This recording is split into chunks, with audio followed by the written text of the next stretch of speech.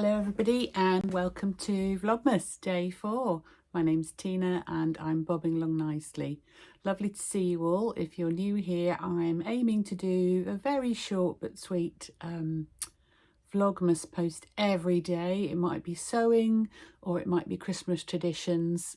Today it's mainly about sewing. I have finished cutting out that doesn't show up very well, does it? I've finished cutting out the project for my social for tomorrow, which is view C, which is the one without the hood. Is it view C? Yes, the one without the hood. I've chosen a really nice turquoise fleece. So that is my sewing prep for the day so far.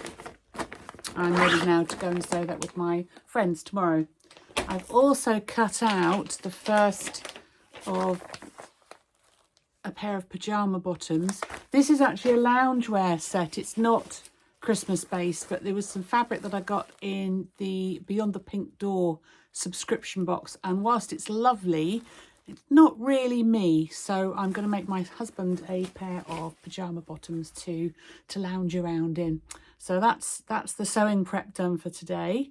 And we are going out very shortly to buy a Christmas tree. You might have noticed I haven't actually got any Christmas decorations other than my advent candle calendar that Laura very kindly gave me.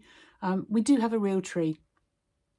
Lots of reasons, but we like to support. There's a local garden centre. They buy locally, or at least Welsh grown Christmas trees. They're not very expensive, and we do reuse the tree afterwards because we have quite a reasonable sized garden, and so the tree actually gets chopped up and chopped, barked even, and used as a mulch on certain flower beds that like acidic soil. So that's what we do. But I will hopefully pop in later, finish editing this and show you some footage of going to buy the Christmas tree and what the lovely garden centre looks like. But in the meantime, I will open day 4 of my swap from Laura. So again, more crinkling.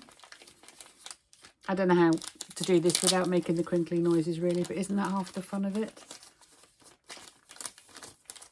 And I had a candle from my advent calendar this morning, which was gingerbread. So that'll be the first one that I've burnt of that. I've had mulled wine so far and they're really, really nice. Aha! Oh, 2 things. Right, machine needles, you can never have enough of those. And actually universal I don't have very many of. So thank you very much for those, Laura. And also this is very cute. Very me, obviously it's my initial, and very colourful. I do like wearing t-shirts and sweatshirts and things. In fact, I'm in the middle of, well, I could add it onto that hoodie, couldn't I? Yeah, because there's blue in it. I think that will probably end up being a motif on my new hoodie. So thank you very much. Hopefully I'll be back shortly with some footage of collecting a Christmas tree.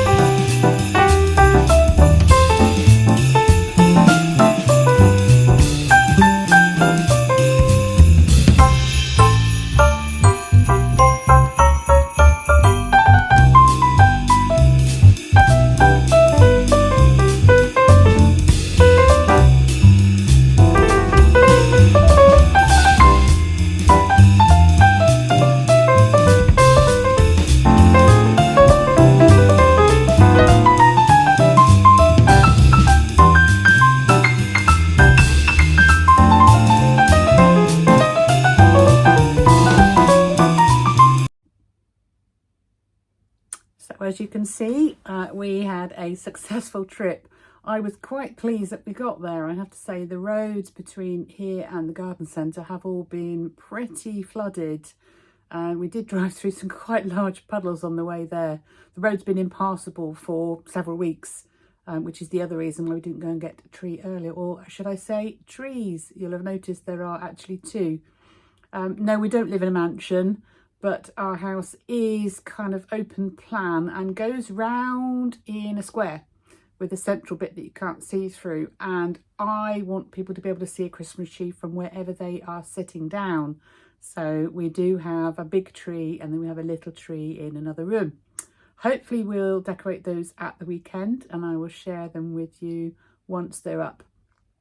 I have done some reading around the traditions of Christmas trees.